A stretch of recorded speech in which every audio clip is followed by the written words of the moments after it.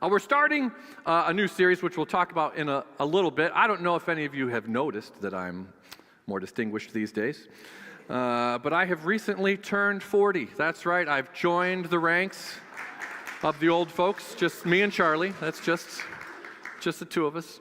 I turned 40 3 weeks ago. I turned 40 on a Sunday. I wasn't here because I was dog sick. I broke in the 40s, my old age in style, just couldn't get out of bed. And I decided to do this, and my wife asked, she said, it's a big milestone, it's a big birthday, so what would you like? What would you like to do? And I thought about it for a while, and you may or may not have seen this because I've put it on social media, but I decided what I wanted for my 40th birthday was 40 visitors. So I just want 40 visitors, not all at once, because that sounds awful.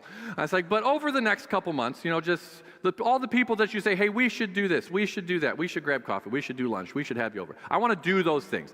I want to see those people. I think I'm up to like 29 or so. I'm getting there, which is very exciting. If any of you want to put up with me for more than just a Sunday morning, catch me. I need 11 more in the next few weeks. But I've learned a couple things about myself. It's been really fun, really great to see some people that I don't get the chance to see very often. Really good to connect in a kind of more meaningful way with people I don't get to connect with very often. Just a hi, how you doing on Sunday? So it's been really, really fun. But I've learned a couple things over the last few weeks of doing this.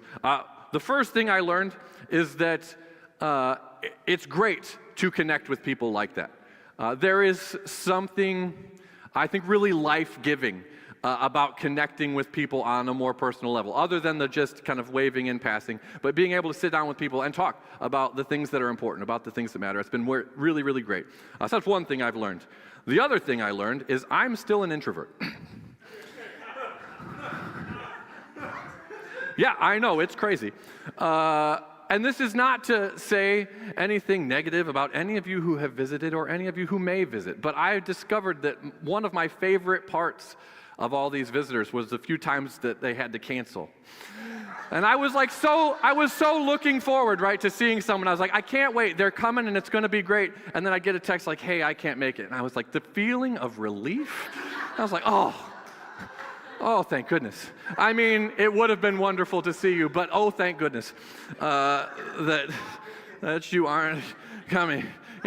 Just keep it to yourself, Kurt. There's a reason I haven't invited Kurt. Anyone else can come. No, we're starting a new series this week that'll run through the end of July called Making Room. And it's about hospitality, about Christian hospitality, about making room in our lives for others, about making room in our lives to love others. And I'm very excited about the series. I'm also kind of nervous about it in some ways because, introvert, hospitality kind of terrifies me a little bit. It's exhausting. Like, it's a lot of work. The extroverts out there don't know what I'm talking about, but look around for the people nodding. Those are the people who you are exhausting. No, I'm just kidding. No, it's fine. I warned her already that I was going to say this. Dawn Nichols over here. Dawn, one of our missions, one of our tech volunteers. Dawn's great. Dawn is at our house all the time, and I've told Dawn, and we're similar in this way. I said the biggest compliment I could ever give someone, and I think I've given to Dawn several times, that I want to be alone, but you don't count. You get it? You know those people? It's like, yeah, I don't mind if you come over, because you can come over and I can ignore you. I can pretend like you're not there. Like, it's great. Like, the number of times that, and several other folks too, that have come over, and I was like, have fun at my house. I'm taking a nap. You know where everything is. Like, there's something about that that's really, really great. But, entertaining and having lots of people over is kind of scary. But on the other hand, hospitality has changed me.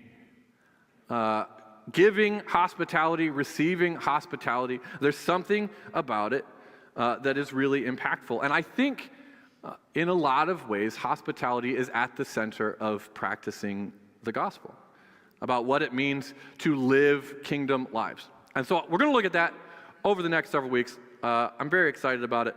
And we're going to kick it off today. When we plan a new series, one of my jobs, this is, peek behind the curtain, as it were. One of the things I often do when we start new series or plan new series is I'm usually responsible for the pictures that go on the screen. Look at that. It's a picture. And so when I came up with the series when we kind of talked about putting things together and slotting things in, I was like, you know what I should do for the hospitality series is like a welcome mat. Like something with like a front door and the little thing that says welcome. So we have like a welcome mat. Like this, it's pretty. It's a welcome mat. It's lovely. But when I searched for images of welcome mats, this was not the first thing that came up, as it turns out. It seems like a lot of people have the same feelings about hospitality, the same misgivings about it, we could say, as I do, because some of the first results were things more like this. Live, laugh, leave. It's a good one. This was also a personal favorite. We're probably just pretending not to be home. And maybe just the, straight to the point, go away. So I don't know which one of those is you, if you're more of a welcome, come on in, you're excited about the concept of hospitality, or if you're thinking, yeah, I could skip church for 4 weeks, I don't have to. Wherever you fall, I hope that we're able today and over the next several weeks to uncover some things, to learn some things, to maybe be encouraged by some things or challenged by some things as we think about what it means to make room in our lives for others. So here we go. The first thing that I want us to think about and maybe be challenged by is this, that hospitality is not an option, that it's a crucial part of living a kingdom life. It's not an extra. It's not an add-on. It's not an if I have time. The hospitality is crucial. We heard this scripture from Hebrews 10 a few weeks ago. I don't remember exactly which sermon it was. It was in our Mastermind series. But look at this scripture from Hebrews 10, starting in verse 24. Let us consider how we may spur one another on towards love and good deeds, not giving up meeting together, as some are in the habit of doing, but encouraging one another, and all the more as you see the day approaching. You can leave that up there. I think it was just last week, actually. Do not give up meeting together, as some are in the habit of doing. I've heard this verse a bazillion times. And every time I think I've ever heard this verse, it's been about one thing. What, do you know what that one thing is? Come to church on Sunday morning, right? That's what this verse is about. Show up to church on Sunday morning. That's all. That's all it means. 1 hour, once a week. That's what this verse is clear. And I think, as I've kind of been working through this, I think we've cheapened it a lot. We've diminished what this verse is encouraging us to do by making it just about 1 hour on Sunday morning. Don't forget to go to church on Sunday morning. Check that box. But it says, as we, in the verse previous, consider how we can spur one another on towards love and good deeds, don't give up meeting together. And I wonder if that's about more than just this hour. That we've taken this idea of Christian community, of Christian connection, and we've boiled it down to this 1 hour.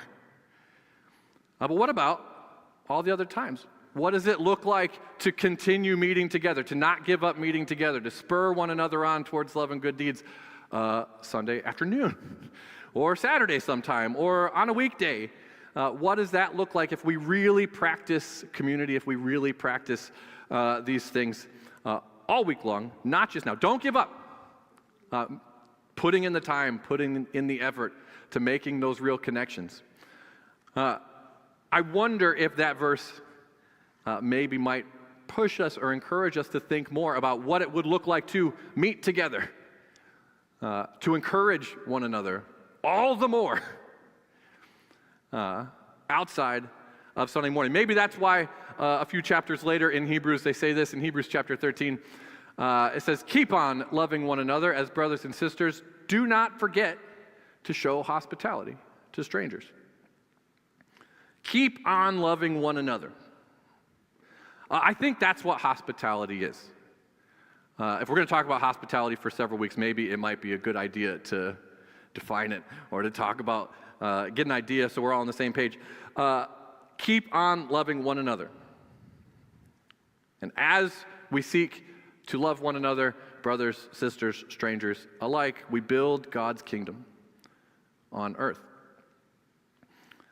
I started reading a book this week. I really wish I could recommend it. I just haven't gotten far enough through it. So the intro is great. And if you finish it before me and the rest is terrible, that's on you. Maybe I'll report back. But it's called Making Room. I found it after we kind of put the series together. It's by a woman named Christine Pohl, who recently passed. But she says in the introduction that in a lot of ways, we've lost touch with this practice of hospitality for a lot of reasons that she goes into. But one of the reasons is that our modern culture defines hospitality in a particular way. When we think of hospitality, I think our first thoughts go to the fancy, the production, the whole hospitality industry where it's got to be just so, and it's got to look just right, and you have to make sure you're putting your kind of best foot forward. That whole thing, and hospitality at that point stops being genuine. It starts being almost a fiction, a production, a performance. I don't know if this sounds familiar to anybody else. Having company over is really hard. Like, everything has to look its best. Dinner has to be like just right. You've got to get the fancy stuff out, fold the napkins, forks on the left. The house has to be perfect. I got to put hard pants on. Like, hard. That's the challenge. But what does it mean? What does it mean for a house to be perfect? If the house has to be perfect to have people over, I mean, it's just never going to happen. It's too much. I have this sign that hangs in my front living room. It's right here, actually. That is what I think of when I think of a perfect house.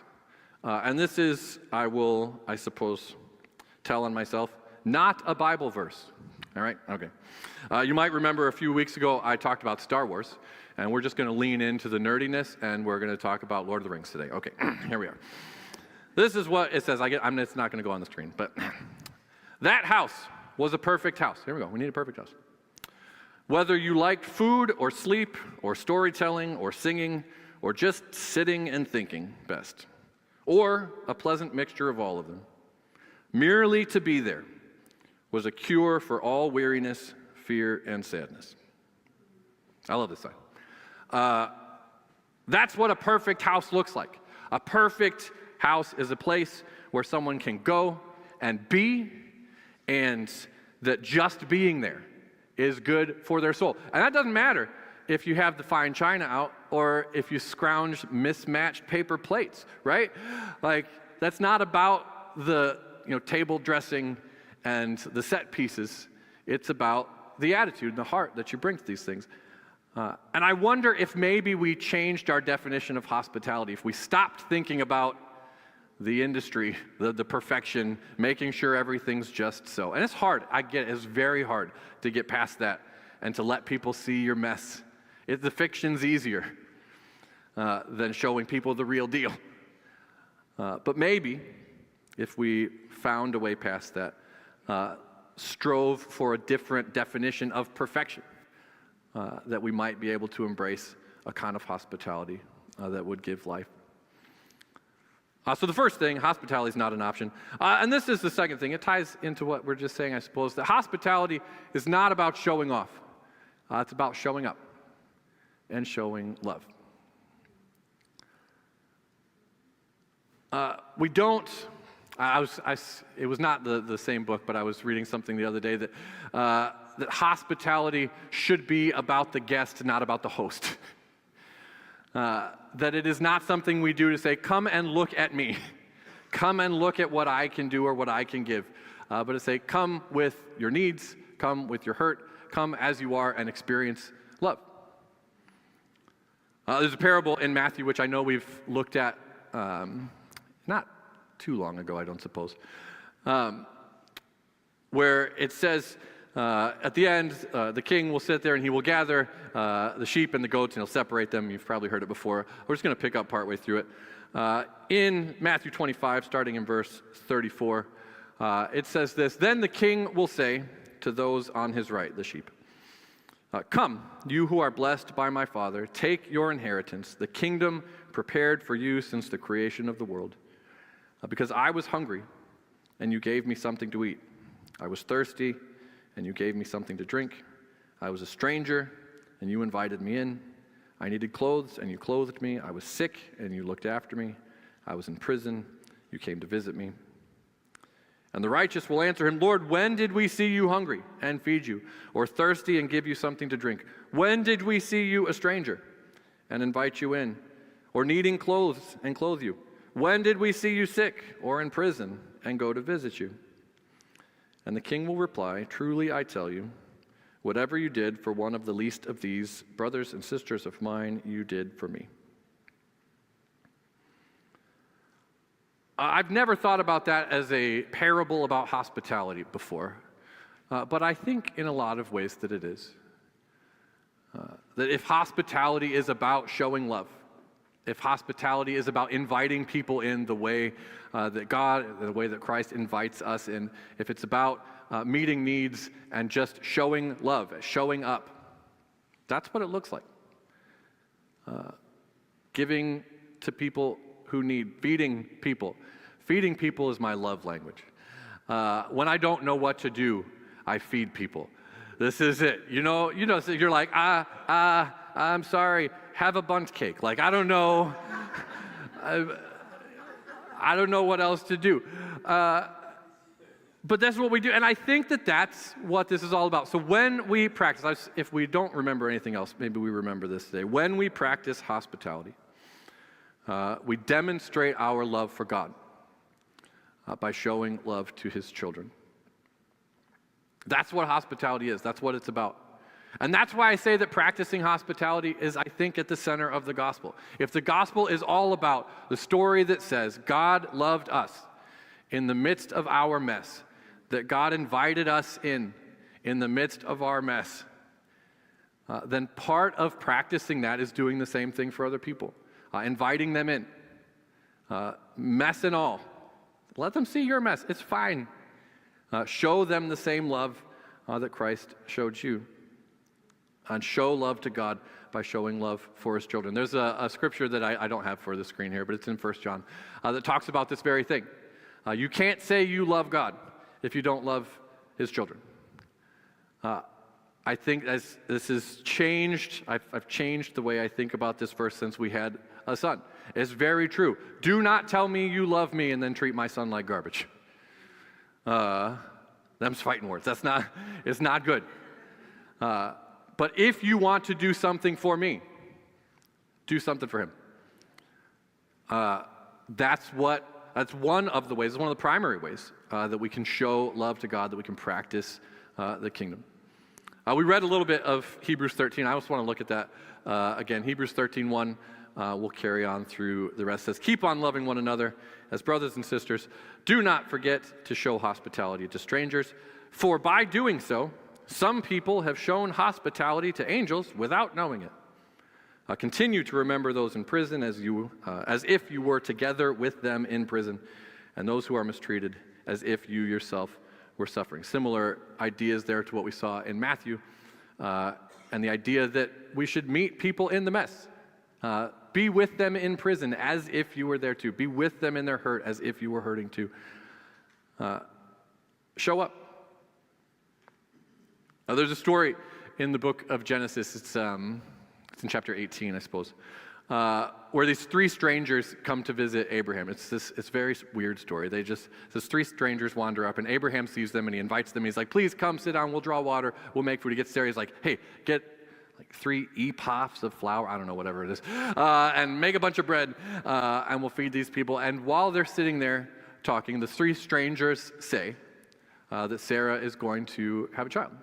So next year at this time, Sarah will have a child, the strangers say. And Sarah's inside listening. You might have heard the story. And she's just like laughing. She's like, oh my gosh, these guys. What do they know? They have no idea what's really going on. And it says this is a really interesting turn in the story. In 18:3, then the Lord said to Abraham. All before this, it's not the Lord, it's the strangers, right? The strangers are talking, they hear, and the Lord said to Abraham. Sarah's in there laughing, but it was God the whole time.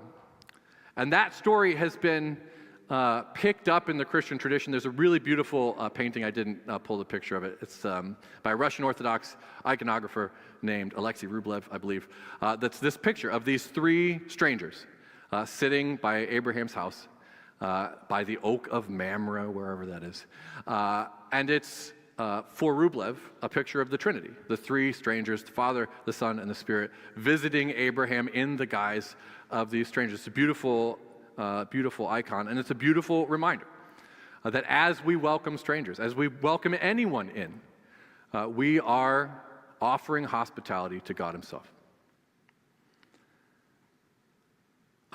We saw this a second ago, but we'll wrap up with this idea. It's the end of Matthew 25:40. The king will reply, truly I tell you, whatever you did for one of the least of these brothers and sisters of mine, you did for me. We'll be looking at this idea. We'll be looking at hospitality and what it means to make room for about a month. And I want to challenge us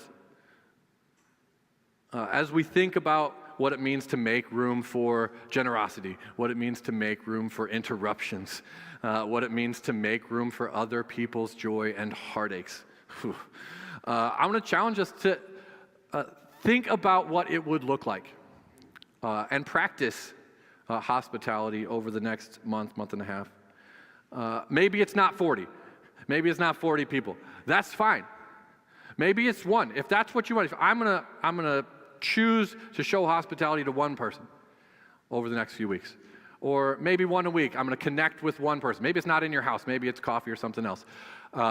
Think of ways to practice this and see what God does with it. Show hospitality over the next month and a half. Show up. Show love. And see what God does with that in the lives of those around you and in your own life. And we'll hopefully, over the next several weeks, see what God does when his children love.